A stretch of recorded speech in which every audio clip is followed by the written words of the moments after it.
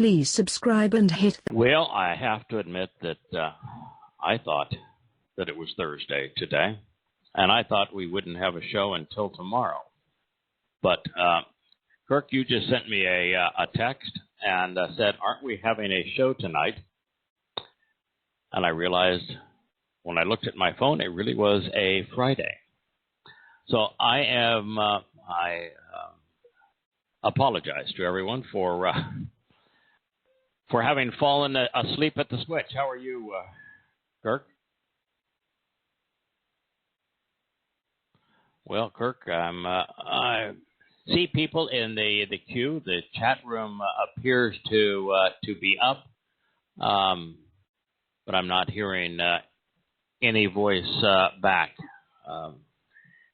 Is there somebody in the chat room that can hear me at this point? Hello, Kirk. Are you there? Yes, you can hear me, right? I can now. Hello? I'm sorry, I couldn't before. I can now. I must have clicked on the same number twice.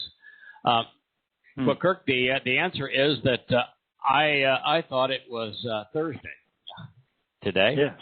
I knew that the Exians were celebrating Christmas today, and that we were not, and we had a lovely day. But I was absolutely convinced, I don't know why, that it was a Thursday. So yeah, it happens. Total apologize. Yeah, I guess so. It's I have. Honestly, I do not have a good excuse. Don't have anything other than I thought it was a Thursday. Leah just walked in. She says, "Yep, me too. I thought it was a Thursday." All I can do is apologize. Well, when every day is the same in paradise. It is pretty much. You know, it's today was quiet because, well, none of our workers showed up today because, of course, it was their holiday. And so, you know, we had a couple of friends stop by, and I spent all day today, right from the beginning, working on Volume 3 of the rewrite of Yada Yahweh. I finished Volume 3 today. I finished doing the edit pass through the first 4 chapters of it. There's 4 more chapters that I haven't done a comprehensive edit pass through, but I have rewritten the entire volume. Ended exceedingly controversial in the middle of it with Abraham, but the case against Abraham is overwhelming. So I'm very comfortable with what it says. It's even though I wish it had not been there. But yeah, well, actually, in a way, I'm glad it's there. In fact, Yahweh tells us it's there for a reason. Abraham will come to embody what would become Yisrael. And so it was important for us to have a pre-taste of what God was going to endure with Israel. And beyond that, we need to realize that even when there was only one person that was willing to listen to him, going back 4,000 years ago, that doesn't mean there were a lot of good options. You know, even today, I think when Yahweh says, you know, I would really like to go off and expose and condemn Islam, and then once we have done that, I'd really like to go off and get a more accurate rendering of my testimony. And you know, there weren't a whole lot of qualified people jumping up and down to say, "Hey, I'm living a virtuous life over here. I'm totally devoted. I'm properly trained and schooled in all of this, and I know how to do it. I'll do it for you." It just wasn't anybody. So a lot of times, still aren't. Yahweh works with the best he has, the best he can find, and the best he can find quite often isn't very good. In fact, sometimes the people he chooses to work with don't even know what day of the week it is.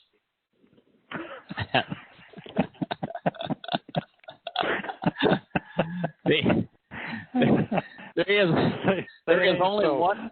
There's only one good thing I have to say about any of this, and that from about 5:30 this morning, I was sitting in this chair, trying to complete this volume 3 of the rewrite of Yada Yah, and I finished it. And I was, been here all day working on it, and it was about an hour or so ago that I finally sent Jackie the final copy of it and the chapters I had finished editing. And said, it's been a really productive day.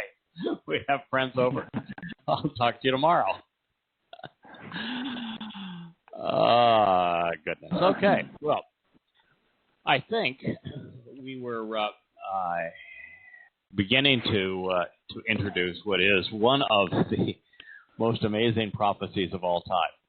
I guess now I really do have to laugh at Yahweh's challenge with Abraham being such a dunderhead is that, not so quick with criticism. Yeah, man, I've been doing this now for 20 years, and I still can't figure out what day of the week it is. Okay, and it's the Shabbat. I should have changed gears. I guess I was so busy ignoring the fact that this is a pagan holiday today, and that we weren't celebrating it. And what a lovely thing it was not to have any encouragement, even to acknowledge it, that I lost track. There's also a thing called days of the week. Well, one of the most important prophecies ever recorded is by Yahweh. Yahweh predicted that he would one day renew his covenant, and that his covenant with Yisrael and Yehudah would be restored. Now, that predisposes something, does it not? Mm-hmm. Maybe two things. Several things. Yeah. First of all, you have to have a covenant in the first place if you're going to reaffirm it and restore it. Mm-hmm. Correct? Can't do it without a covenant. Correct. The good news is that the thing I've been working on the last month is rewriting the covenant volume of Yada Yah. And I can tell you the covenant's alive and well. And all of the various rewrites and translations and retranslations, the covenant hasn't changed one iota. So there genuinely is a covenant. And what's particularly nice is that it has clearly stated terms and conditions, has clearly stated benefits, and they have not changed. However, if the covenant is going to be renewed and restored, it predisposes something else, which is that it needs restoration. Needs update. Well, since God's side of the agreement hadn't changed, I've just gone through everything he had to say to Abraham and a lot more than I've covered in the past. A lot of new translations in it. And I can tell you, God hasn't changed. Terms and conditions haven't changed. Benefits haven't changed. So for the covenant to be renewed, that means, since it's a relationship, the other party has failed to keep up their end of the bargain. That's what it means. And so who's the other party? Well, God said, I'm cutting this covenant with Abraham. And through Abraham, his descendants. And specifically, Yishak, meaning laughter, and Jacob. And who, by the way, also were not perfect citizens. But nonetheless, that's who he said he was cutting it with. Yep. And, one of the things that was really interesting, though, is Leah found it, and I decided, I'm going to go ahead and put in the chapter after I've put my neck out a million miles and said, well, here is 2 episodes with Abraham that are despicable, and one follows the other. And there is literally no reason to tell us either one of these 2 episodes unless Yahweh really wants to know us to know how rotten Abraham was. She said, you just, in case you're having any concern about this, here, turn to Yahshua and see what Yahshua has to say. And Yahweh through Yahshua said, Abraham was a mess. He completely missed the way. and then he went and he's comparative to the life of Israel. I said, your first and foremost father was a train wreck. Slight paraphrase there, and those who speak for you, those who interpret my message and who speak for you, they're worse. So at that point, you're going to say, all right, if Yahweh is coming to the same conclusion based upon the same story that he's telling that I'm reading, I probably shouldn't worry about what this says. Just go with words. No. All right, so here we have a covenant that exists, that Yahweh has detailed, that he has honored, that has not changed, with a group of people who did not honor it. And so Yahweh is saying, I've got my covenant. I want to restore my relationship with you, which is the only way that there can be a reaffirmation and renewal of the covenant. So this story is told in the book of the prophecies of Jeremiah. His name appears to be based on Yahweh, which means shelter or dwelling place, and thus conveys living sheltered by Yah.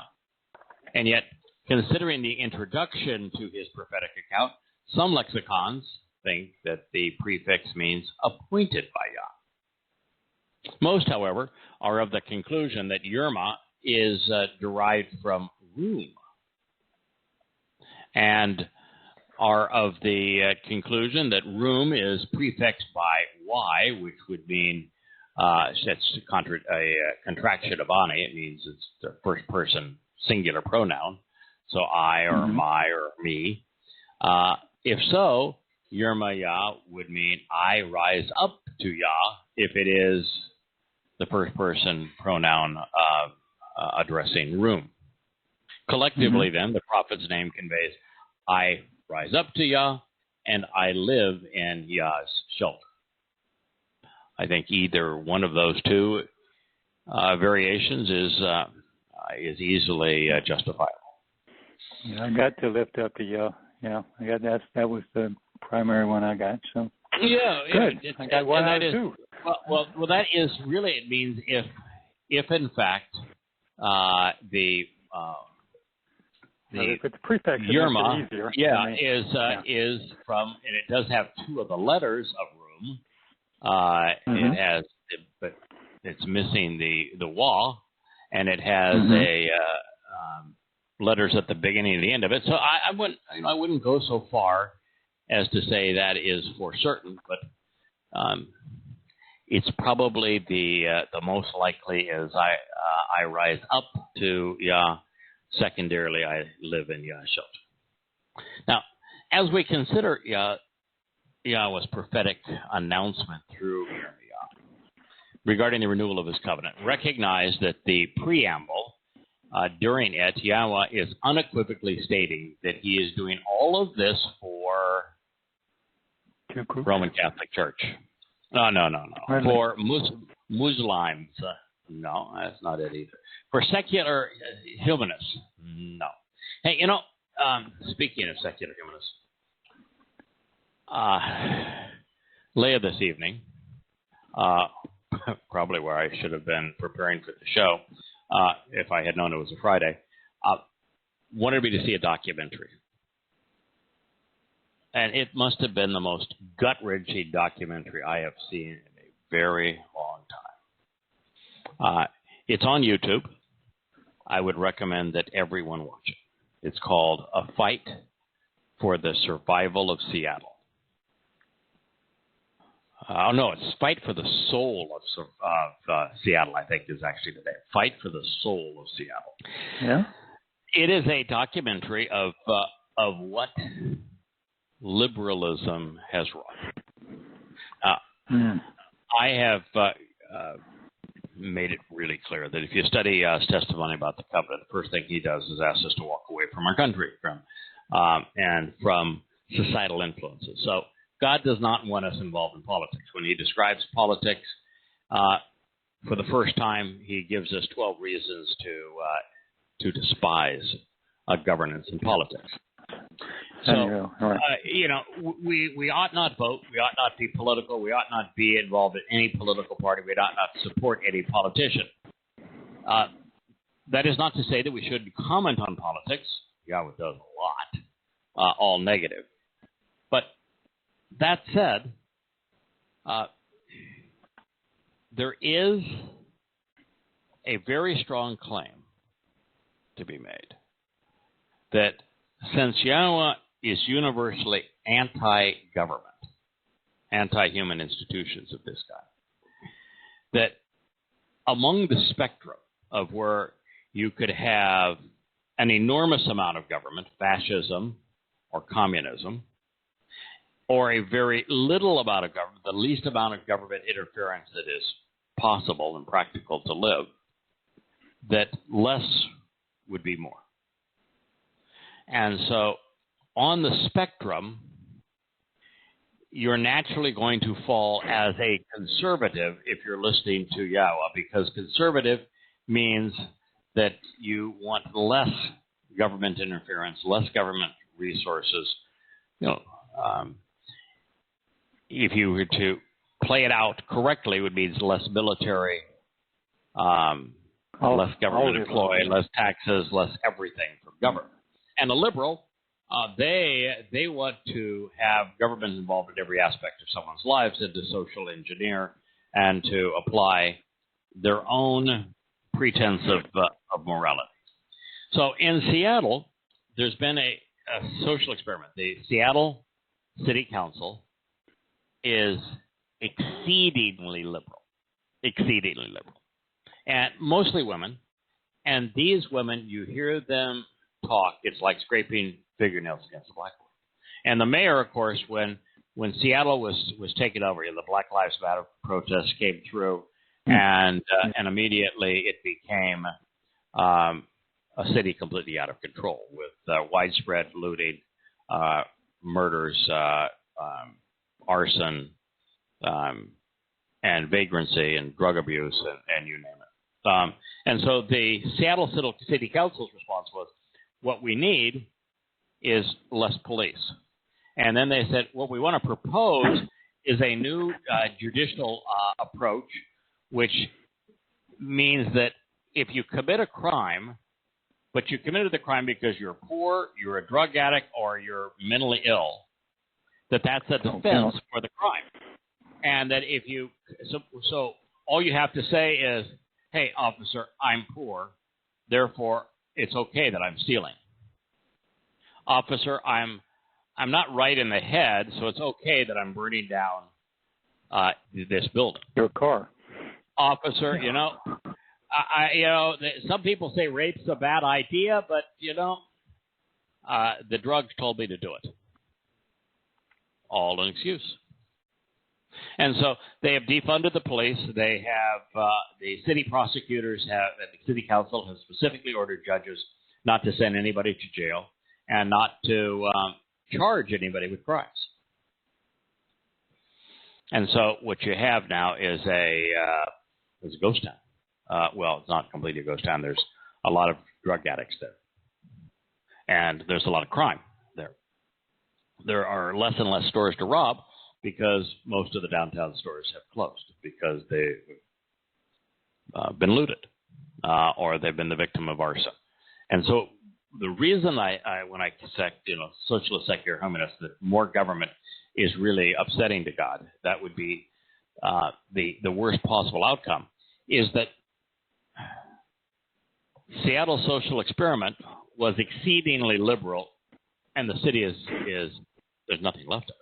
I mean, it's uninhabitable apart from the drug users and the criminal elements, and it's a stunning tragedy. Is that the main part of downtown? Is that yes, yeah, central?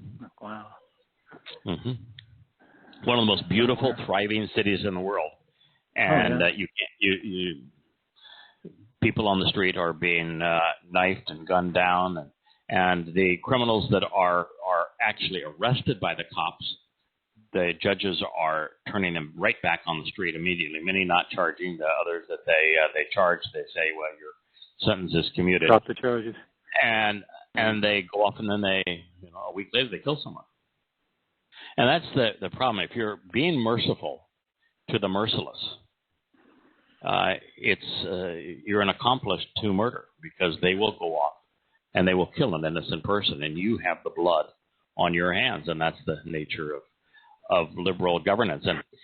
And when you see that, we now have a liberal administration coming in with the vice president being probably the most liberal person in Washington, this is what is going to happen to our cities. And what I saw in Seattle is exactly what I would have expected for the anarchy that's going to prevail over the next 10 years across America.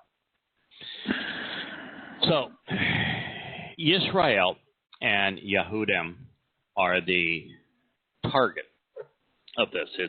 It's not socialist secularists. It's not the compassionate liberals.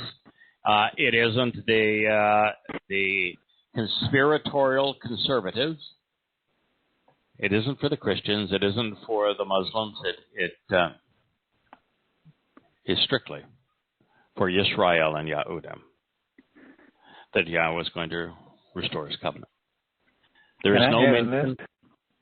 Pardon? Can I add somebody else to the list? Besides Israel and Yehudim? Well, out of Yehudim, there's a group of Yehudim within the Yehudim that will not be part of this. That is true. Just because of the sixth word in there, in the thing when he talks about, he gives his name, and they can't say his name, so they can't even read this, and they won't. Oh, it's even worse. It's worse than that. So I was reading an article early this morning, and I think it was 5 o'clock this morning. Who knows why I'm reading my phone at 5 o'clock in the morning? Well, I know, because I woke up and I couldn't fall back to sleep. So I said, my phone's sitting there. I'll read the news. And one of my favorite news sources now is the Jerusalem Post. So I go to the Jerusalem Post, and I'm reading a story about this argument among rabbis who feel betrayed because somebody in Israeli politics decided. I mean, catch this. So talk about really, really doing something ungodly. To vaccinate people on the Shabbat. Oh, my God. Oh, my God. You would think that these people had been tarred and feathered, and that it was the greatest betrayal in human history. That somebody would try to save a life by vaccinating people on the Shabbat. And, the government of Israel said, listen, we have limited resources. We have limited time. We have a lot of people to vaccinate. We're just going to do this 24/7. We're going to do it around the clock. And so they were complaining. And so as they complained, they all, no matter if they were on one side of this or the other, or they were direct opposition to each other, but there's this whole hierarchy of rabbis in Israel. And so the grand poobahs of rabbinical thought and authority, they all said the same thing, that the Holy One, whoever he may be, is in support of what they're saying. They called him the Holy One, whoever he may be. That was, they're talking about Yahweh?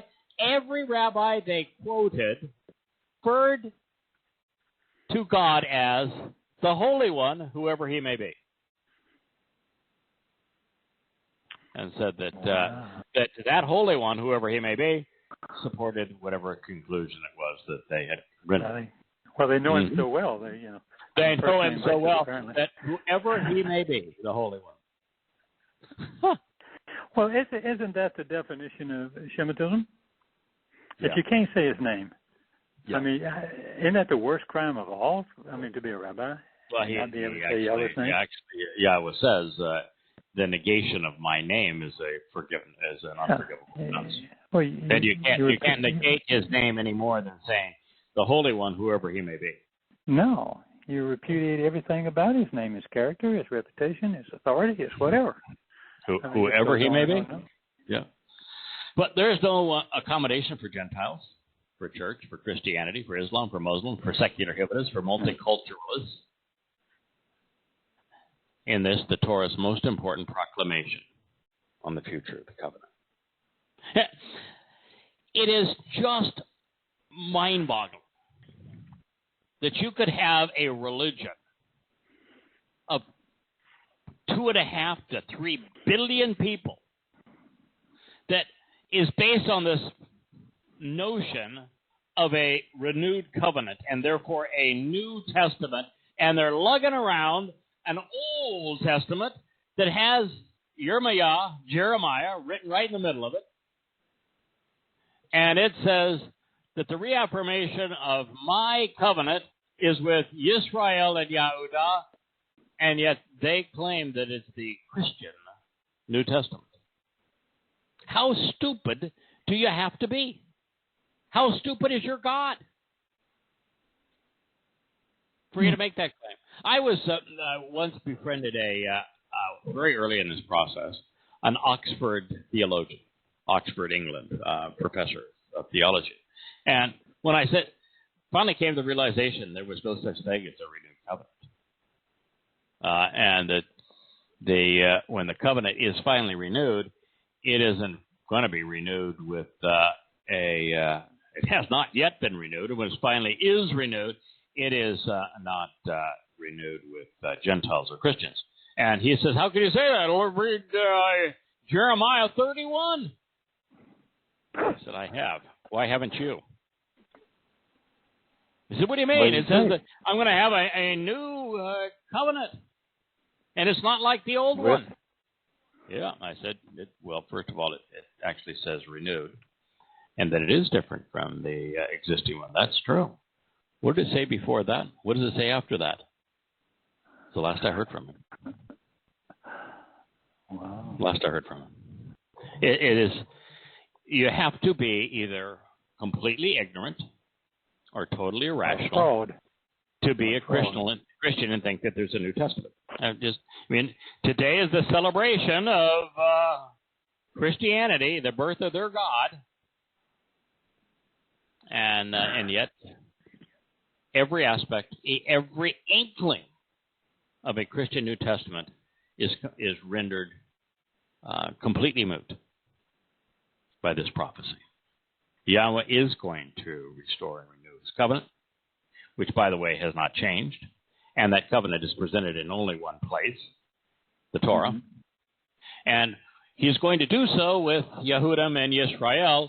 And the way that he's going to do it, the one thing that makes it different than the existing covenant is that he's going to write his Torah inside of us. And so how could you have a God-forsaken religion like Christianity that annuls the Torah and replaces it with their New Testament, and then have the reaffirmation of the covenant based upon the integration of the Torah? It is rationally impossible. Which makes the religion fraud. That's just that simple.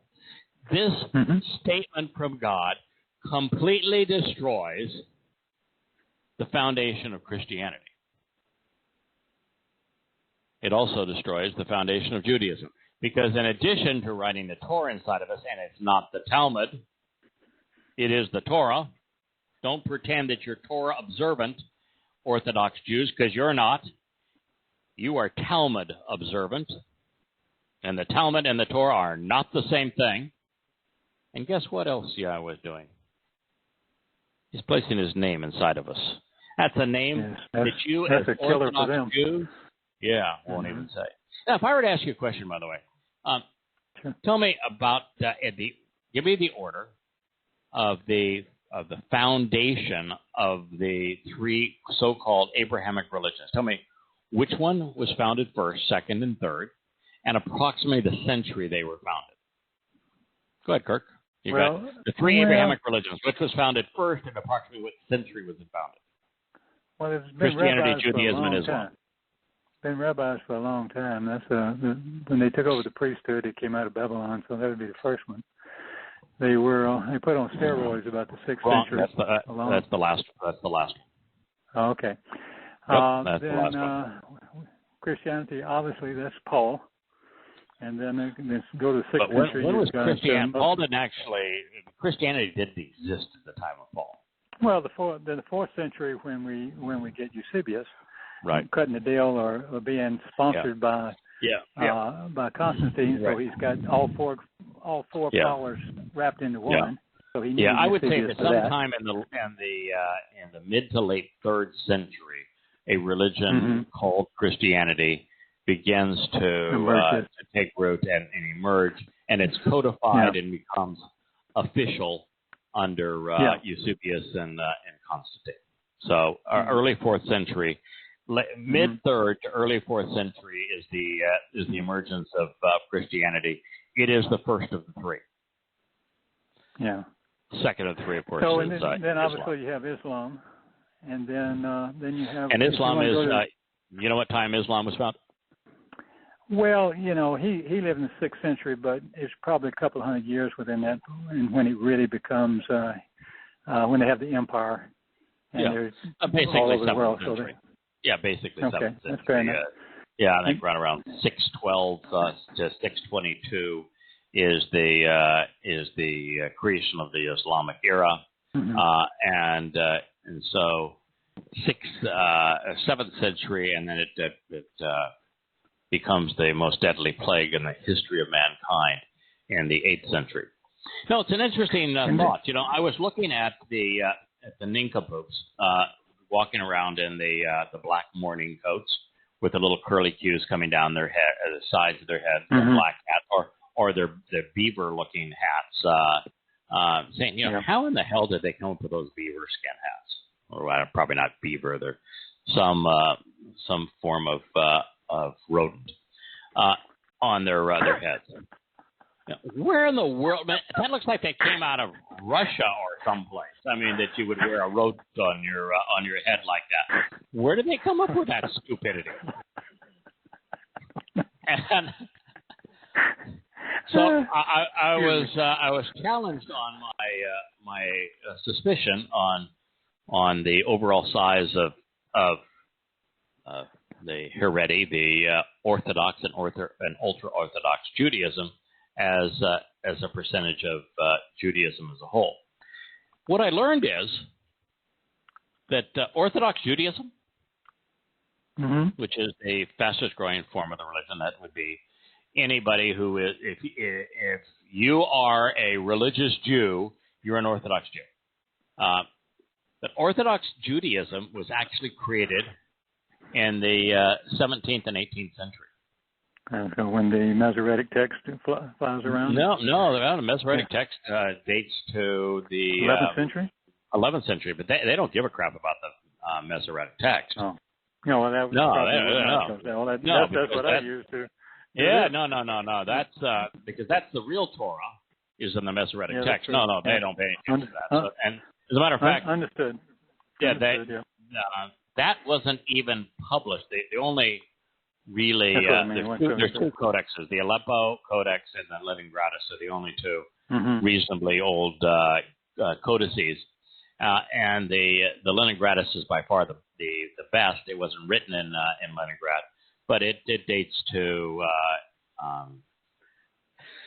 I guess it was published sometime around the 18th century. 1800. Yeah, and the Aleppo Codex. I don't know the dates precisely, but I think 12th century is the time that it goes back to. But no, they don't care about that. No, the founder of Judaism that practiced Orthodox Judaism, any one of its strands. Yeah, no. Maimonides is 12th century. Nope, not Maimonides. I thought they were using his 600 ideas. No, well, they incorporate a few of them. No, but no. Orthodox Judaism was created by the Lord of the Good Name, Baal Shem Tov, Lord of the Good Name. He conceived the religion that is now Orthodox Judaism in Europe during the 17th, 18th century. It's the newest of the Abrahamic religions. Look it up. Look it up. Those are the facts. I believe it. That makes sense. Lord of the good name. Yeah, Lord of the good name. And Lord in addition to the Talmud, his favorite text was the Zohar. It's rife with Kabbalah. And basically, it has the same theme as Islam. You know, in Islam, progress, anything other than the way they were when it was founded is considered an affront to Allah. So, you know, you are restricted to living in the past if you're a fundamental Muslim. That's why they wear their little robes and their beards and their sandals, and they discourage education and the like. Well, the same thing is true in Rabbinical Judaism. They are absolutely deadly afraid of progress. So education is not encouraged. Work is not encouraged. And Orthodox Jews very seldom works. They are most often receive, depending on what country they're in, but in the United States they receive welfare, and they spend all day being religious. And Israel, they spend all day being religious. They do not work. And so they are an exceedingly disgusting group. Yeah, that hat, I'm just being told, is Russian in order. I was correct. It is a 17th century invention, and it is the I probably cannot even pronounce it, but SHTR. That's way too many consonants in a row for me, and then two vowels in a row, EI, and then MAL. So, Shritmal. Wonderful, huh? Yep. Yeah, and I hope it's not disabled. They look so handsome wearing their rodent hats as they walk around in their black morning coats and the like. But they're pinned to the past. You know, in America, they're not allowed to have cell phones, not allowed to have internet access, not allowed to watch television. Well, so everything has sounds like Amish. It does, doesn't it? The religions are need to suppress people, because if they actually are educated and think for themselves, they're going to say, they might read what we read. Yeah, this religion is disgusting. Now, Yahweh is tying his Bereth covenant relationship to his Be'eth, home and family. They are one and the same. So I would like to encourage us to begin with the operative verb. It is Kadash. It means to renew and to restore. Kadash is used as also the Hebrew word for month, because a new month begins a new month in a new moon. And it's not the time of a completely dark moon, but the moment that visible light starts to wax or increase across the moon surface. So the light on the moon surface is renewing and being restored. And that's the primary definition of Kadash. His covenant using karat would be cut, using a word which actually does tie us back into circumcision, which is to set apart, be set apart, to sign our agreement saying that we're going to honor the covenant. Now, I suspect that this is relevant because of these two words would be used, because God said, I'm going to cut. So he has karat and kadash, a reaffirmation, because the sign prescribed in the covenant to acknowledge our desire to be included in God's family and to live with him is circumcision. Go ahead. No, I was going to share something with Kadash, because I worked real hard on Kadash. There's some really interesting things about it.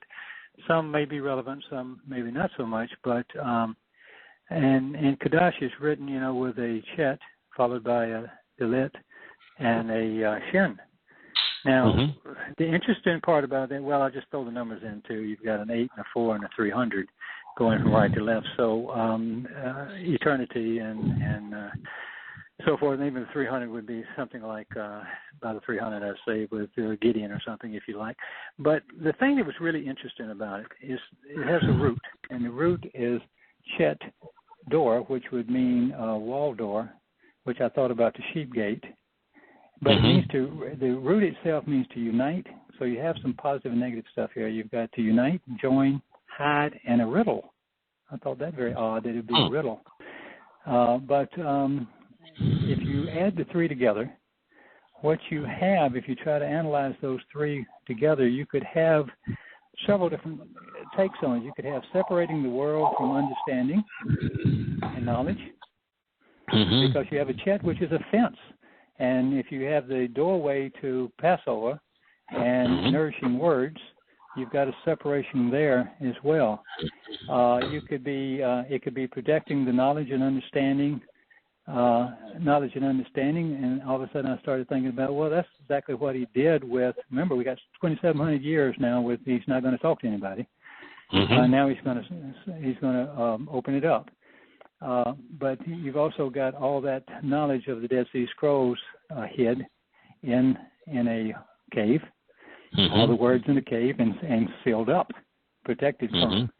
And then you have a third choice might be, it says to blocking the doorway. This is a straight definition from a lexicon, blocking the doorway to life from wolves. And I thought, wow. Because the most famous wolf, obviously, is a reference to Paul or even rabbinic sorts, from their corrupting words. And I thought that's a lot of stuff packed up into a word for renewal. Yeah, it certainly is. So the actual statement reads as follows, Kirk. It says, "Behold," which is him. Look up, take this all in, pay especially close attention to the details. Yom Bo, a time is coming. Days are approaching and will arrive. Yahweh, God's name, reveals well in advance of it occurring. Nahum. When I will enter into and cut, this is karat. When I will establish through separation the family of Yisrael.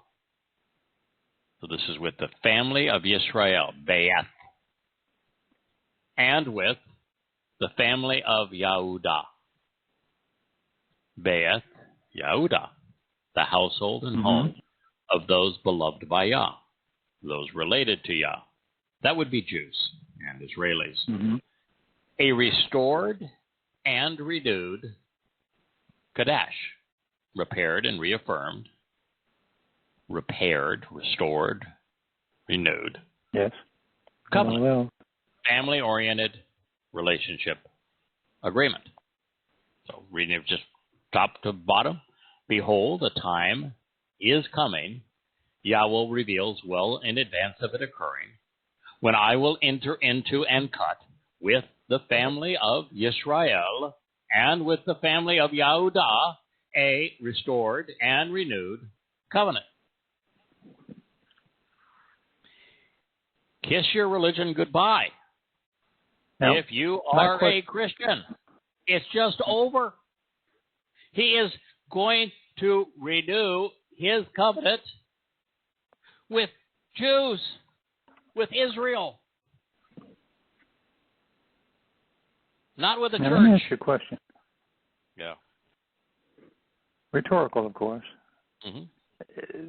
I went through 27 different Christian Bibles. They all say this. They don't substitute any word for it. Yeah. And it can't be missed. That one person in 2,700 years before you wrote Yada Yahweh started challenging this. It's straightforward. And the only way that you can deny it is to I'll read it. Begin with, first of all, you'd have to say, "Behold, a time is coming when," and you have to ignore Yahweh's name. Because in Christianity, your God is Jesus. They do that, Lord. Not Yahweh. Yeah. And Islam, your God is Allah, not Yahweh. And Judaism, your God is whoever he may be. not Yahweh. So that's the first thing you have to do, is you have to ignore there's three names in here. The obvious. And you've got to ignore the first of the three names, or all three names, depending on what religion you're talking about. Because, of course, Allah's Quran is the most anti-Semitic book ever written, both against the name and against Jews. And, of course, this doesn't even work for Jews, because the religious Jews not only don't know Yahweh's name, but there is no room for Yahweh restoring his covenant. Not in Rabbinic Judaism. There's no room for him restoring his covenant. You've got all your rules. Those rules are never going to change. So, all three religions that claim to be Abrahamic religions are completely destroyed by Yahweh. Oh, and by the way, Yahweh is speaking in first person. You can't even blame this on Yirmiyah, or if you want to call him Jeremiah, even though there's no J in the Hebrew language. You can't blame it on Jeremiah. Jeremiah didn't say in this. Yahweh said it. Behold, a time is coming, Yahweh reveals in advance of it occurring, when I will enter into and cut karat with the family of Israel and with the family of Yehudah, a restored and renewed covenant.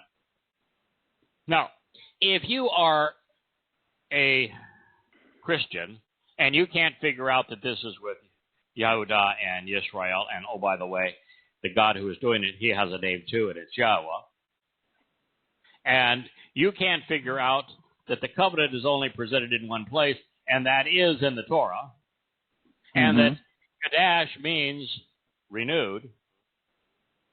If you can't figure any of that out,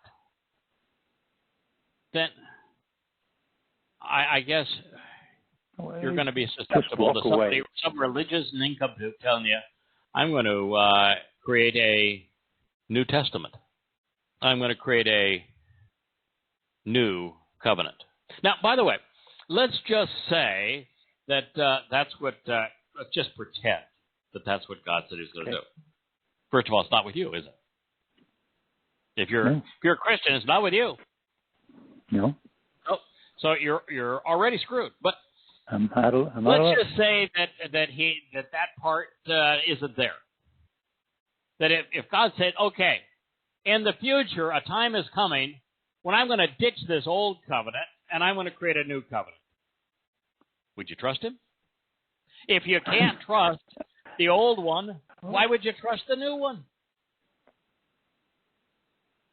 And, oh, by the way, since he went into excruciating detail, not to me, I love the details, about every minute detail, from every possible angle, about what he was offering through the existing covenant and what he expected in return.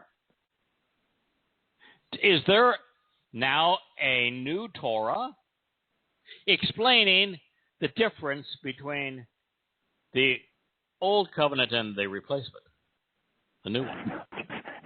Just I say, Paul. So anyway, God goes to all this trouble to tell us everything about the old one. He tells us that the everything that's going to happen to the people regarding the old one. He even has entire books, like the book of Hosea, that is devoted to a single theme, which is, I'm divorcing you because you have welched on my covenant. You've broken my covenant, and so, we're just going to have a long time out. It's a divorce. And almost every one of the prophets speak of it, and yet where is the prophetic portrayal? God's teaching on this new one, if this in fact is a new one. And why did he go so much trouble talking about the old one and telling us that his people broke it? If all he did was replace it anyway. If it didn't matter. Yeah. Think it through, the consequences. Now, when Yahweh uses henna, behold, he not only wants us to pay attention, he is recommending that we acknowledge, contemplate, and accept what he is revealing. by saying yomim, days, bo, days are approaching, days are coming. Yeah. Yahweh is addressing something that will occur in the future. There really isn't a future tense in Hebrew. There is a past, there is a present, future. No. But you can speak about the future by saying, bo, Yes, will come, will arrive. Yeah. All right? Future. Yeah. Now, this is also reinforced by na'um, which means revealing something in advance of it occurring. Now, if you're revealing in advance of it occurring, it's in the future. Yes. Okay. When was this written? When did Yahweh make this declaration? Well, he was around 620 BC, somewhere in the 6th century, before the Common Era. Yeah. Yeah. So between 600 and 700 BCE, 2,500 right? years ago. Yeah, Mm-hmm. 2,600 and probably 50 years ago. Yeah. Yeah. Okay. So, but he is making this statement very close to the end of the prophets. Now, the last of the prophets, what, about 450 BCE, 500 BCE, with Malachi? And very close to the end of the prophets that he says, I'm going to do this. And there is no presentation of a new covenant and its terms and conditions in Yirmiyah, in Zechariah, and Malachi. Wasn't a whole lot that came after them, right? Mm-hmm. Not correct. But it's going to have to occur in the future, which means for it to occur in the future and for us to know anything about it, it's only what is presented here and then what God does when he returns. Right, yes. So, if we were to assess Yahweh's priorities, they would likely be 1A and 1B, the Bereth covenant and the Be'eth family, followed by 2, his name, 3, Yahudim, Jews, 4, Yisrael, and 5, Torah guidance.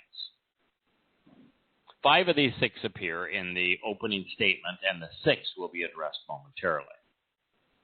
So, I hope that God has your undivided attention. Mm-hmm. The covenant is being restored with the people for whom it was made. We have moved forward 4,000 years, 80 Yobel, from its inception with Abraham, Sarah, and Yishak, and we are now witnessing its crescendo. He is thereby obliterating any possibility that the foundational claim of Christianity is valid, replacement theology, of a Gentile church replacing Yisrael or Yahudah Jews. If God says, I'm going to renew, restore, in the future, my covenant with Yisrael and with Yahudah, and not with a Gentile church, then replacement theology is trashed. And if replacement theology is trashed, and it is, then there is no basis for Christianity, because what Christianity has done with Paul starting it, he simply transferred everything that God said about Jews and Israel to his Gentile church. But God does not agree. God has made no such replacement, no such transfer. If he had done so, he would be a liar who cannot be trusted. But he is constantly telling us what he is going to do for Yisrael and Yahudim upon his return in year 6,000 Yah in the future, which means they have not been replaced. Now, this is an intellectual kill shot for Christianity. The religion that has maligned and murdered Jews by the tens of millions over their church's false claims in this regard has just been torn asunder. And that is inexcusable. Because at this moment, considering the people to whom this was addressed, its intent and timing, the only way to remain a Christian, cognizant of this, I wrote irrational, but why don't we just say stupid?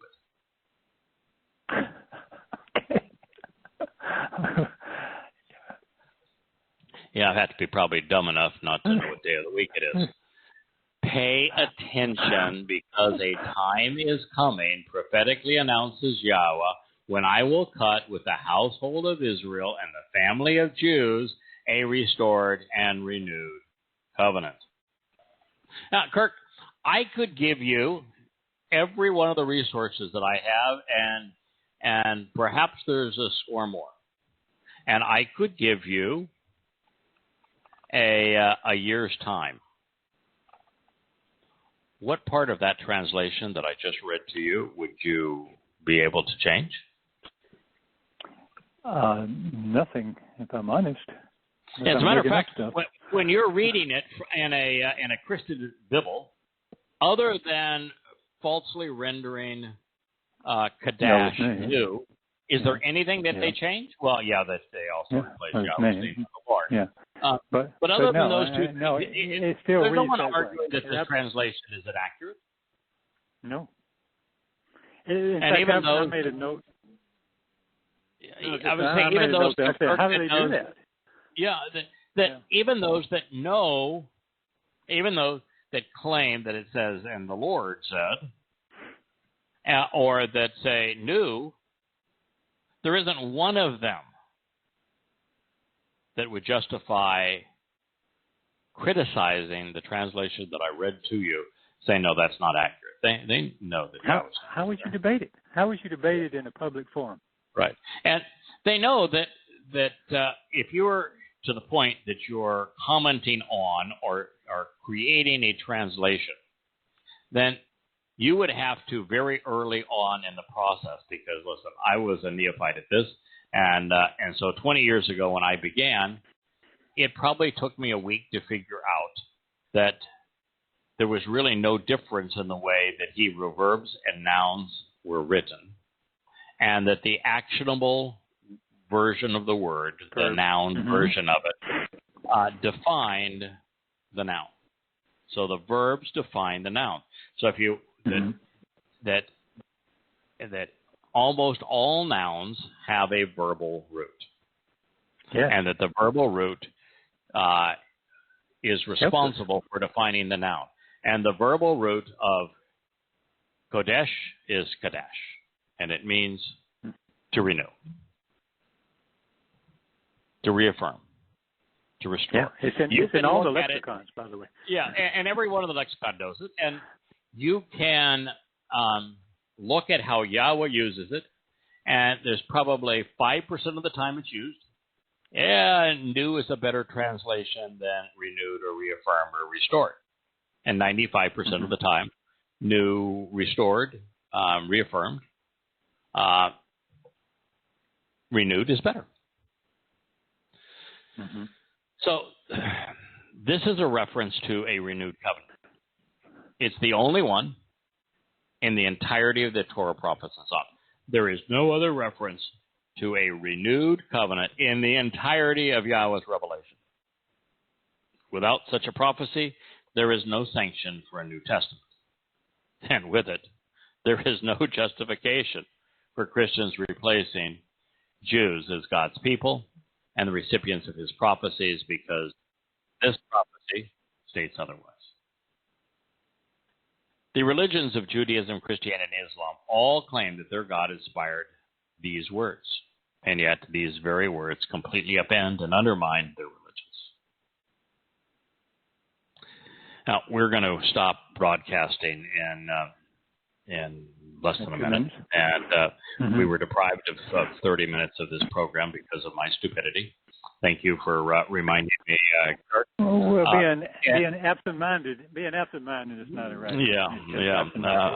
I was really full-minded, because I spent my entire day translating and commenting on Yah's word. But I was distracted by a good thing, but nonetheless, I did lose track of the day of the week. Now, we're going to go. We'll go for a while longer, just because of my stupidity. It'll record and can be listened to at another time. And I apologize to everyone for my disrupting your Shabbat and not doing what I was asked to do. So the last two religions, as we look at this, Judaism, Christianity, and Islam, and I probably should write them Christianity, Islam, and Judaism in the order they were founded. But the fact is that God is restoring his relationship with Israel and Yahowah, not Gentiles, neither Romans nor Arabs. And Judaism is undercut because it has nothing to do with Israel, only Jews. And it's really interesting when you see the negative tone that Orthodox Jews take towards Israel. And all three lose the justification for the Talmud, New Testament, and Quran, especially based on the upcoming declaration regarding the Torah.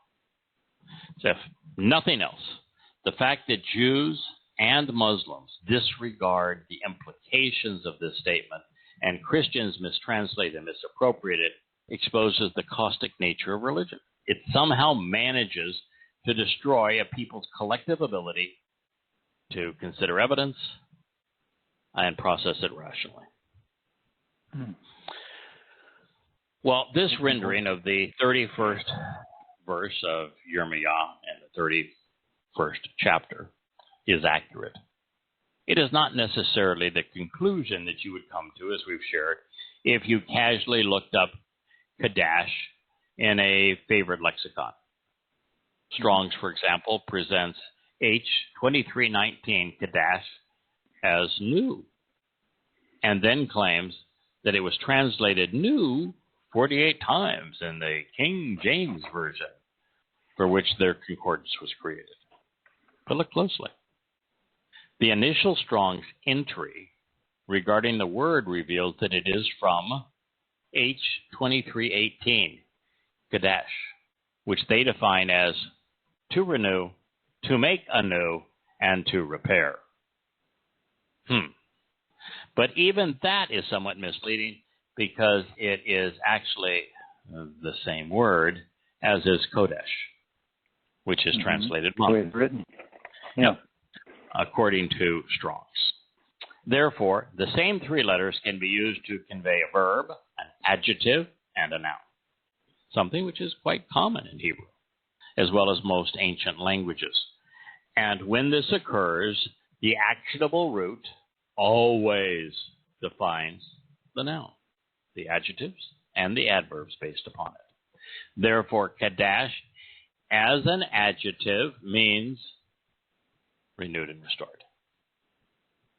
Well, there is no textual distinction between these three forms of Kadash and the divine writ.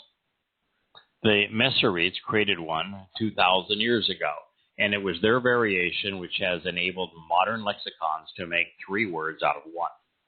Reinforcing the original intent, it is from the root meaning Kadash, renew, and renewal and restoration, that the Kodesh became month, and as the light reflected on the moon's surface was renewed and restored, waxing, as the modern parlance. That is not to say, however, that the adjective Kadash cannot be translated new. It can be, if the context dictates. But there are two viable options, as there are in Yirmiyah 31:31. If they exist, we should choose the form that is consistent with the verbal root. And that becomes especially important if the other option would have God contradicting himself. Yes. Affirmation of renewed and restored being an appropriate translation of Kadash in this context is found within the prophetic writings of Yirmiyah and Yeshayah. Each time Yahweh inspired either man to scribe Kadash, by rendering it renewed or especially restored, we achieve a substantially more enlightening and consistent result than translating the word as new. Then reinforcing the conclusion that this covenant will be restored and renewed, even reaffirmed and repaired, as opposed to becoming new, we consistently find that Kodesh depicts the renewal of the moon's reflected light, designating the start of a month. This reestablishing this connotation is affirmed and Yeshaya, Isaiah 61:4, where the ruins of a former city were Kadesh, rebuilt. And 2 Chronicles, words for the day, 24:12, the king had mansions and carpenters, Kadesh, masons, I should say, and carpenters, Kadesh, repair the house of Yahweh. Wasn't new in either case. And in 2 Chronicles 15:18, we find that after the prophet courageously cast aside the abominable idols from the land of Yehudah, he had the altar of Yahweh, Kadesh, restored. Then in 1 Samuel 11:14, we discover Samuel said to the people, let's start walking and return to Gilgal, and Kadesh renew the kingdom there. Lamentations 5:21 is especially relevant in this specific context. It says, turn us to you, Yahweh, and we shall return. Kadesh, renew our days as of old. Yeah. I mean, there's just no way to argue with this. And no. Well, and what's so important too is that one of the major themes of the prophets, one of the most pivotal books, for example, is Hosea. But understand that everything that is in Hosea about this divorce permeates all of the prophets. And God is consistently saying that he had a covenant agreement with Abraham, Yitzhak, Jacob, and with Israel and Yehudah, and that they broke it. But that he is going to restore it. And so when this says, I'm going to restore it, why would you read it out of context and say, no, I'm going to throw that away? I was just kidding with all that restoration stuff. I'm just going to create a new one. Why bother with the old one? And where are the terms and conditions of the new one? Oh, just have faith, son. Just have faith. Now, we could continue to reinforce the fact that Kadesh means renew as opposed to new, especially with regard to the covenant. But let's consider the final 2 passages, both from the Mizmor Psalms. And the first, well, I like this guy because I think he was the brightest and most articulate man who ever lived.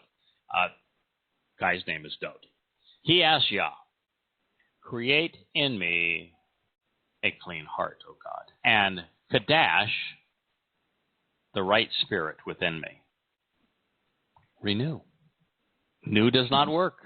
The second found in Mizmor Psalm 104:30 reads, you send forth your Ruach spirit to create us, and you, Kadesh, renew the presence of the land.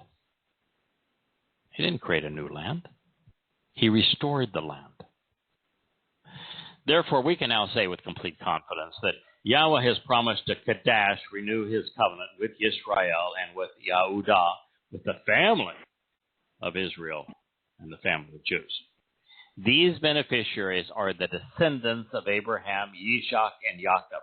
And because this is the concluding event of time as we know it, God has not nor will replace his people with another. Christians and Muslims who have claimed otherwise will be condemned. It is a really bad life choice.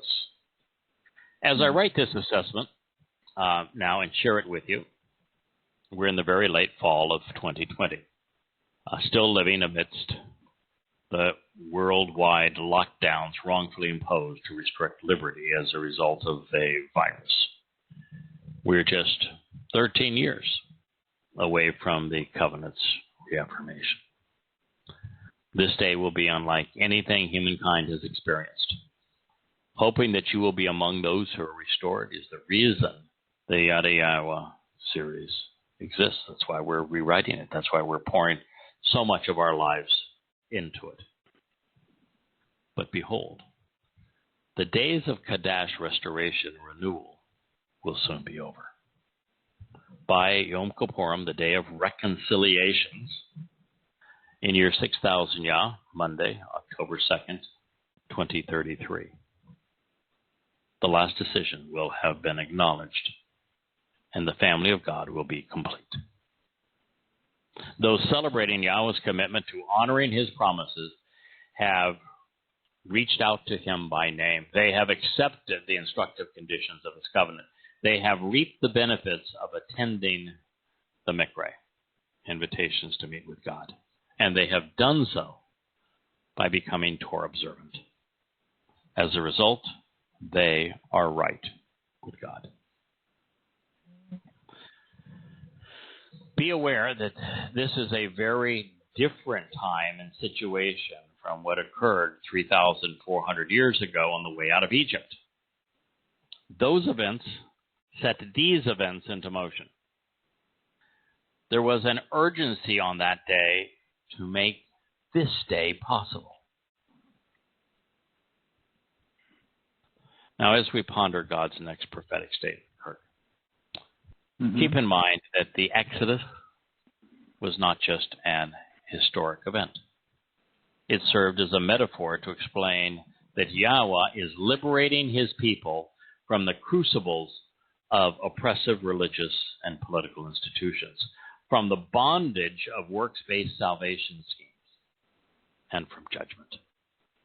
With this in mind, and speaking of the renewal of his familial covenant relationship with Yisrael and the family of Yahudim, this is what God said. It will differ from the covenant which, to reveal the way to the benefits of the relationship, I entered into, I cut with their fathers on the day I firmly took them by the hand and, with inspiring intent, overpowered the situation to bring them out of the realm of the crucibles of Egypt.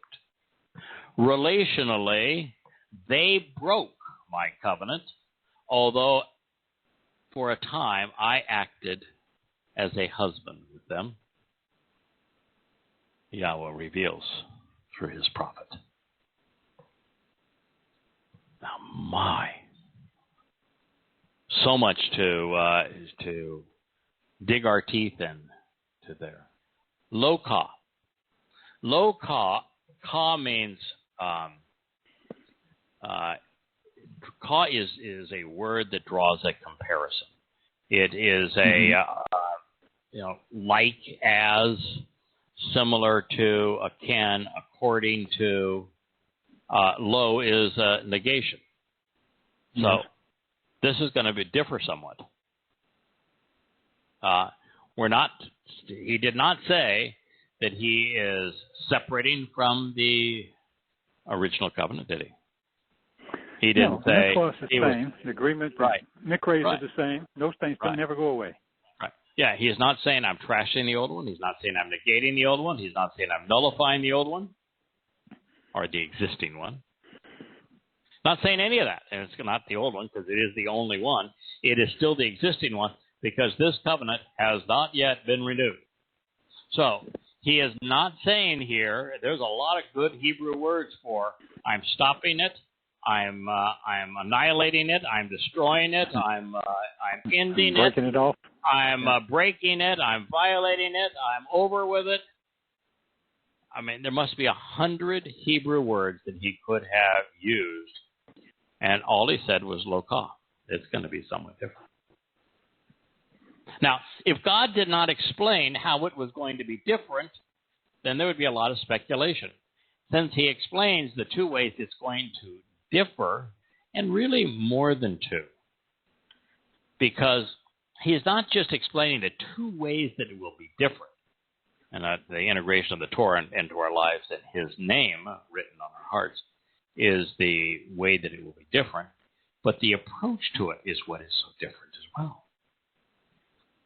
You see, Yahweh didn't wait around in Egypt for the children of Israel to come to the decision that what we want to do, is we want to accept you by name. We want to be observant. We want to carefully consider the terms and conditions of your covenant. We want to listen to your Torah instructions. We want to walk away from this disgusting politics and religion of Egypt. We want to be part of your covenant. He didn't wait around for them to say that, did he? No. God says, I intervene, and I intervene strongly and forcefully. I took them firmly by the hand with an inspiring event, and I overpowered the situation. God's got a lot of words for I led them. He has a lot of words for I grasped hold of them. He has a lot of words for I showed them the way. He didn't use that. Jazak is not a word that Yah uses very often, and it means I showed intense resolve. I was inflexible in my influence. I was overpowering due to the urgent need to prevail. So God took them kicking and screaming, whining too. Yes. Belly aching, out of Egypt. Why? Because it was essential. If he didn't get his people out of Egypt, there would be They're going to get destroyed. No Torah. No. There would be no prophets. There would be no covenant. It was all for naught. He had to get his people out of Egypt, and he couldn't wait around for them to decide, this God thing, I'm not so sure. Maybe he could prove himself. Maybe we could ask him some questions. Maybe we can negotiate with it. No, he didn't wait around for any of that. He took them forcefully by the hand. That is not the case as we move forward. God is not going to overpower you. You have to choose of your own initiative to be part of this covenant, or you're excluded. Now, he's going to show intense resolve, but the intense resolve is not on behalf of the children of Israel. It is against those who oppose them. He's going to wipe out all Orthodox Jews. He's going to wipe out all socialist, secularist, communist Jews. He's going to wipe out all Christians. He's going to wipe out all Muslims. Christians. Right. Yeah. They're all gone. And so that's where his resolve will be.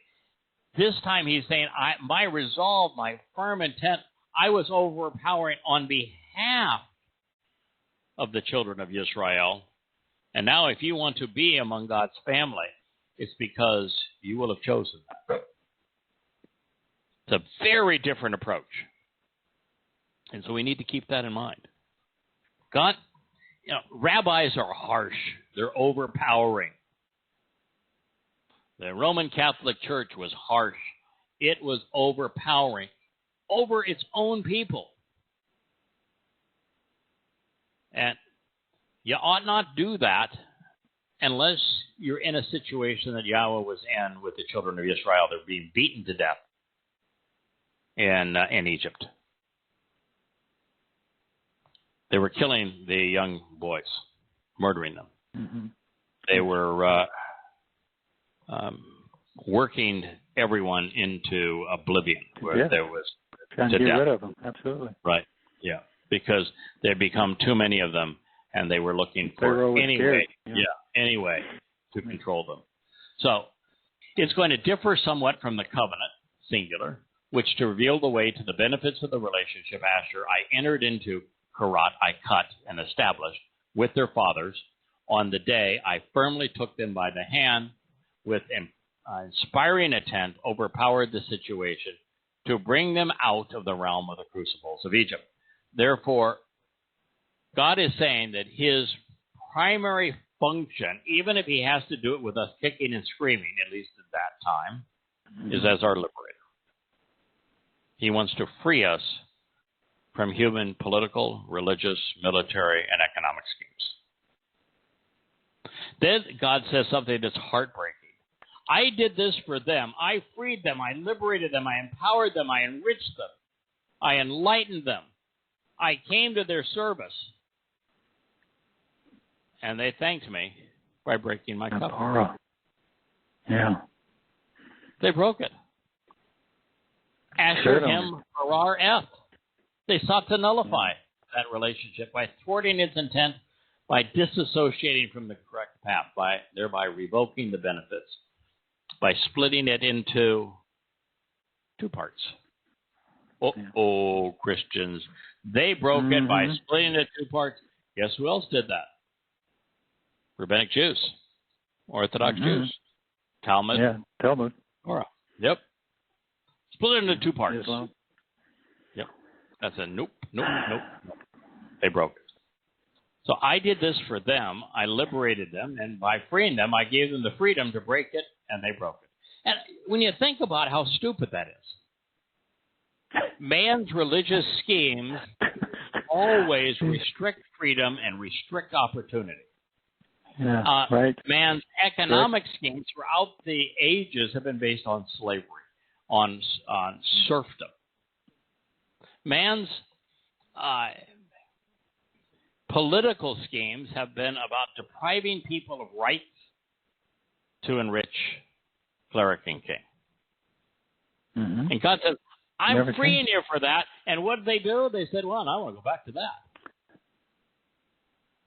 And what do you get from the covenant? I mean, let's see. You get to be immortal. I think that's a pretty good thing. You get to be perfected. That sounds like a good thing. Yeah. You get to be adopted into God's family. Well, His universe, that makes it royal. That's a really good thing. You get to be enriched and empowered. Those are all really good things. Well, what do you have to give up for them? You can't be political. Well, He just liberated the children of Israel from what politics does to you, right? You can't be enslaved. Right. So you can't be enslaved anymore. Too bad. You can't give money to people who don't earn it. Walk to me and become perfected. Gee, that's asking a lot. Wait a minute, you're doing the perfecting, and all I got to do is walk to you. Oh well. Okay, well. That's not such a harsh deal. That sounds like that criterion is also a benefit. So we got two benefits in the requirements. And then he says, trust and rely on me. Well, you got the most powerful, influential person, individual in all the world, in the entire universe, the creator of the universe, the author of life, and he's saying, trust and rely on me. Well, that sounds like a pretty good plan. That sounds like a benefit, too. Let's look at what people normally trust in, the government. Okay. Then the next thing he says the military. Closely and carefully consider the terms and conditions of my relationship agreement. Oh, that's fair. Well, that's what we're doing. Read the Shamar, the Mitzvah. It's enriching, it's enlightening, it's empowering, it's liberating, it's fun. It's perfecting, it's immortalizing. So tell me what part of that is a burden? None. Yeah, and then he says, and circumcise your son on the 8th day, so that we all remember that this is important. Did we do walk along the path? Yeah. So I'm not sure there is a burden or in the bunch of them, but why would you give that up to be back tormented by religion, being told all the things you can't do, paying their religious cleric, being controlled by them, being deprived of progress by them? Relationally, they broke my covenant, although for a time I acted as a husband with them. Yahweh reveals through his prophet. The key to understanding, Kirk, the difference between what happened 3,400 years ago in Egypt and what will transpire 13 years from now in Jerusalem, Yahudah, Israel, can be found in the operative verb of Yirmiyah 31:32. And we've shared this. Shazak. I don't know if you had a chance to look up Shazak, but man, it's a powerful word. I took them firmly by the hand with overwhelming intent, overpowered the situation. I showed such an intense resolve, I was inflexible, and my influence due to the urgent need to prevail. I mean, God was hurting cats. Actually, God would say I was hurting donkeys, stubborn and stiff-necked, but it's for him to say. Then there was an urgency to liberate reluctant and ignorant individuals who were enslaved, people who knew little of Yahweh and nothing of his Torah covenant. So it was fair for God to act this way. They had no chance to know anything more than Moshe could tell them while they were slaves in Egypt. It's amazing they were able to even perform as it relates to Pesach. They'd only just then introduced, first time ever, to Pesach and Matzah. They were unaware of much of anything beyond that. It would be 7 weeks before they would be given access to Yahweh's Torah guidance, and with it, an explanation of the conditions of the covenant. To get their attention and to bring them home, Yahweh had to intervene in an overpowering way. If he had not done so, he would not have been able to achieve what he knew was needed to honor the promises he had made to Abraham, Yishak, and Yaakov. In fact, he even told Abraham, right at the beginning, they're going to be in Egypt for 400 years. That's your proof. Yeah, but I'm going to bring them out. He had made this promise to Abraham, and he was going to honor it. Abraham may not have been a very good guy, although, everything worked out in the end. But Yahweh honors his promises. His people had to be freed from human oppression after 400 years of slavery. They had to receive the Torah's 50 days after their liberation. They had to be herded to the promised land 40 years thereafter. And they had to survive there another 400 years so that Dowd could be anointed, unify them, and establish the kingdom of Israel. All of that was needed. They had to be led out of human oppression after 400 years of slavery. They had to receive the Torah 7 times 7 plus 1 day after their liberation on Shabbat. They had to be herded to the promised land 40 years thereafter. And they had to survive there another 400 years such that Dowd could be anointed, unify them, and establish the kingdom of Israel. Thereafter, they would breach the covenant. They would be estranged from God, be ravaged by invaders, dispersed throughout the world, and suffer systematic religious and political abuse as a quid pro quo. But the stage would be set for this day, which by contrast, the Israelites and the Jews on this day experiencing renewal and restoration of their relationship with God. He knew that they would fall away, and he promised to restore the relationship. And he explained, as we read further, and we'll do this next week, exactly how he was going to get this done. They may have come kicking and screaming, but next time, folks, if you're listening, he's not going to grab you out, not going to drag you out of the world.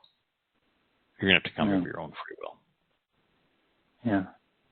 What's cool is it all falls apart after Dowd does. And yes, it does. When they mention, then that's when they mention, and his son mentions this event that we're living. Yes. I think that's amazing. In fact, and you sent me a statement from the body where Moshe is talking about it. We're introduced to the Nakri, and whom Solomon spoke about at the commencement of Yahweh's house in the first temple. And Moshe speaks about it. It just says, at the end of days, the very last of time, I'm going to bring this Nakri from a faraway land to you, this observant foreigner.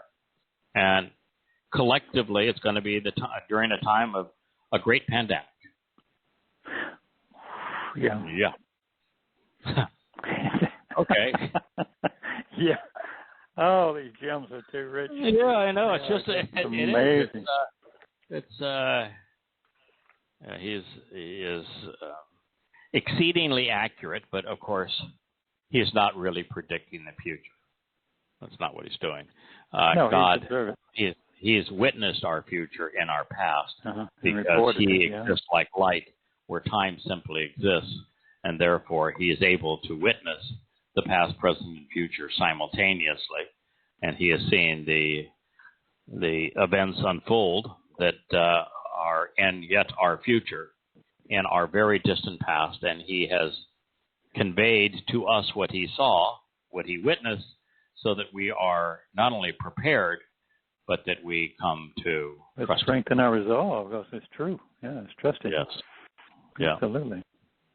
Yeah. And we have religious holidays, like I'm just bombarded with people celebrating Christmas, which is a Mass, which was a Roman pagan religious celebration. And based on Christ. And there is no justification for Christ. I mean, there was no one called Christ. Christ isn't his title. He wasn't even the Messiah, the Messiah. And so, why in the hell would you call him the Christ? Why? Because the first Christians, also based on that same bogus term, had to turn the Passover lamb into a god. And so, and they had to give him credibility, and who had the most credibility and the entirety of Yahweh's word? Dode. So they took every promise that God made to Dode, and they chose to give it to their man God, the dead God on a stick. God on a stick. Yeah. Yep. I love that. Really. It's so poignant. I mean, just right on the money. Right on the money. So I am actually surprised, Kirk, that we are still recording, but we seem to be. I expected a hard cutoff right at this time. We now have done the full. We've done the full 90 minutes of the normal show, so we've made up for my glitch. Yes, great recovery. And, I think we'll start. In this place next week. We'll consider more about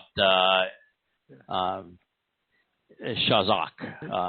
You want me to call you before the show next week? Yeah, would you please? Next time, when you call me to remind me, hey, you're a dunderhead. What's happening? By the way. By the way. Could you do it like a half an hour earlier, so that you get my attention? Of course, a half an hour earlier, I probably wouldn't have gotten it because my phone was in my office and I was watching that show on the consequence of liberalism, or liberal politics runs amok. The future of the world awaits, based upon, and that's the big issue. We talk about liberalism is that when you ask a liberal, what is the basis of your morality? They can't give you an answer. What is the basis of your morality? Why is homosexuality a good thing? Because you say it is. Why is being transgender a good thing? Because you say it is. Why is multiculturalism, accepting things that are mutually exclusive and therefore incongruent, a good thing? Why is ignoring the evidence, like in Black Lives Matter, that 93% of blacks are killed by other blacks? Why is ignoring evidence and not being reasonable a good thing? Why is not arresting and incarcerating people when they commit arson and thievery and sexual assault and battery? Why is that morality a good thing? So, what is it about you that thinks that Robin Hood, stealing from the rich and giving to the poor, is going to produce a quality resort?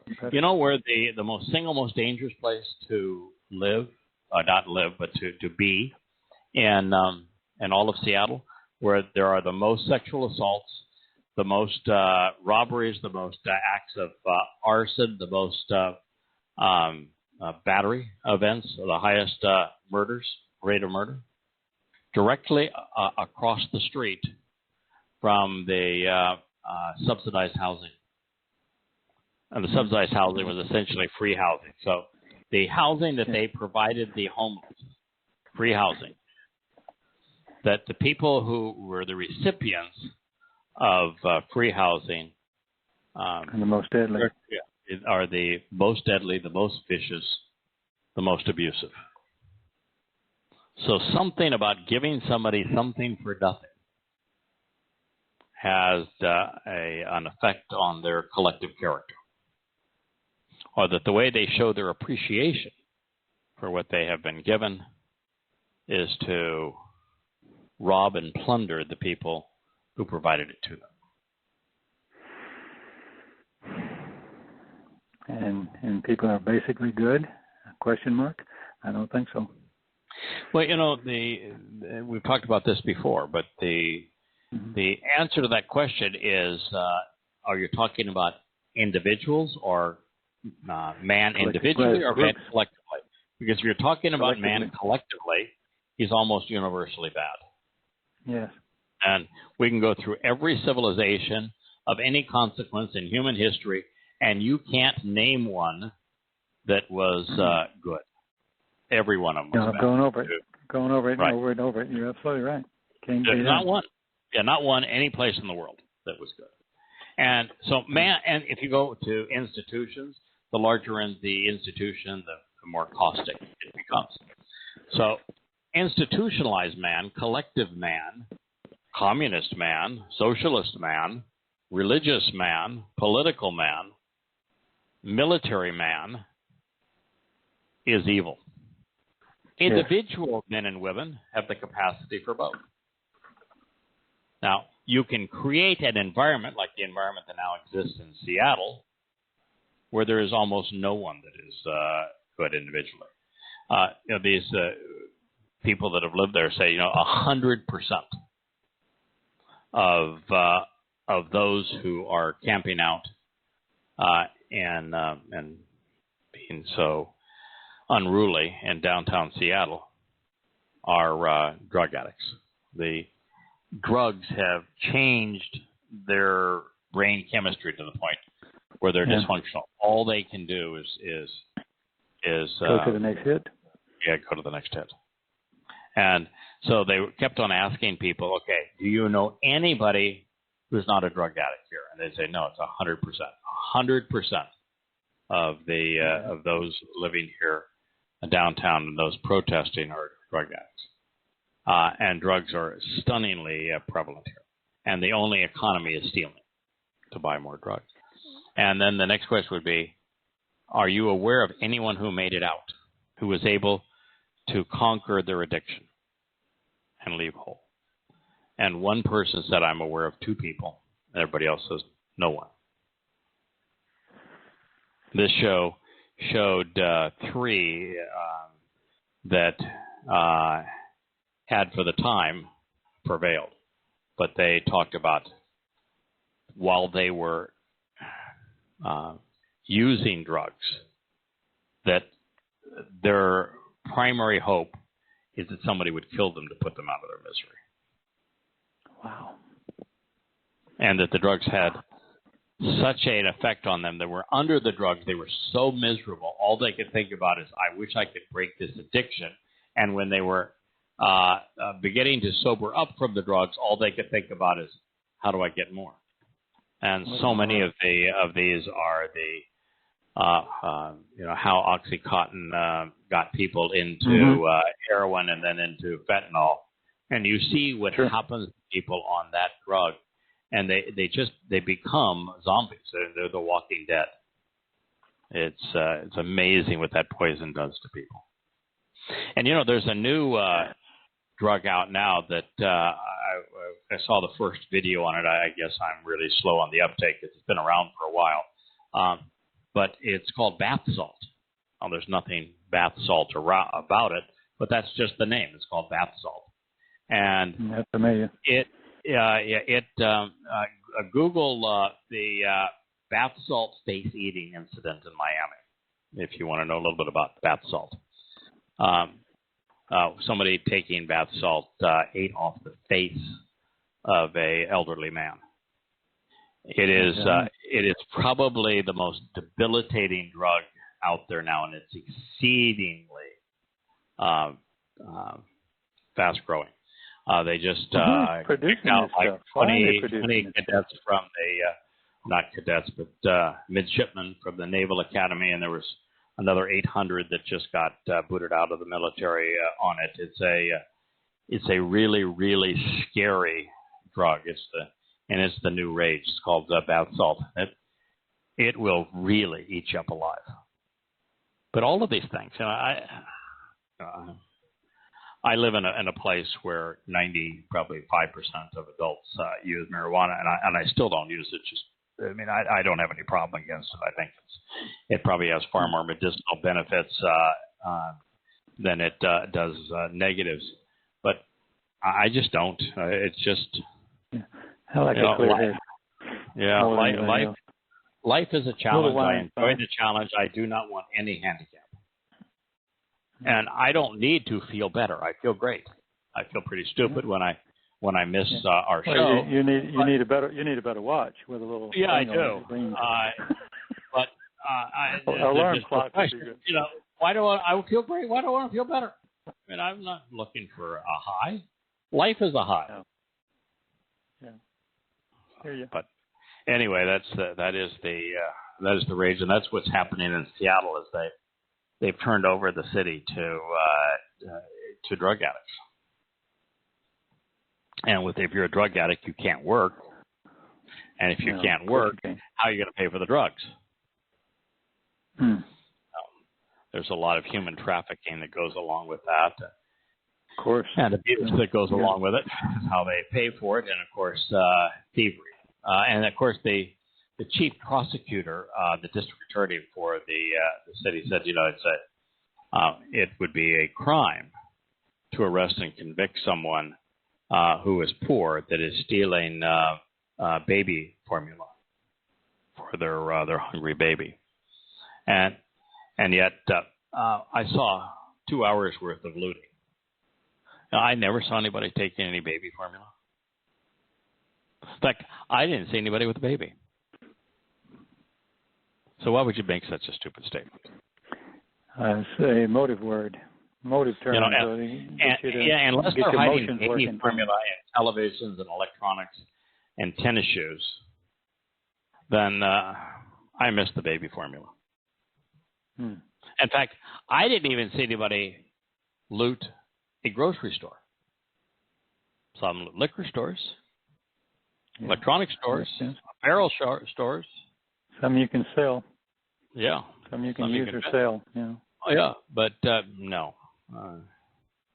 I'm not even sure there are any grocery stores there anymore.